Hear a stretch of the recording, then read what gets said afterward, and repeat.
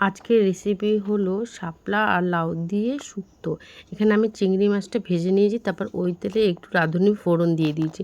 এই যে লাউটা আমি এরকমভাবে কুচি কুচি করে কেটেছি, আর শাপলাটাও এদিকে কেটে ধুয়ে নুন দিয়ে মাখিয়ে জল ঝরাতে রেখে দিয়েছি। এবার ওই তেলের মধ্যে আমি লাউটা দিয়ে দেবো, ভালো করে নেড়ে চেড়ে নেবো। তেলের সঙ্গে লাউটা যেন ভালো করে মিশে যায়। এবার আমি নুন আর হলুদটা দিয়ে দেবো, পরিমাণ মতো নুন হলুদ দিয়ে দেবো। লাউ থেকেই যেহেতু জল বেরাবে, আবার শাপলা থেকেও জল বেরাবে, এই জন্য আমি আর জল দেবো না।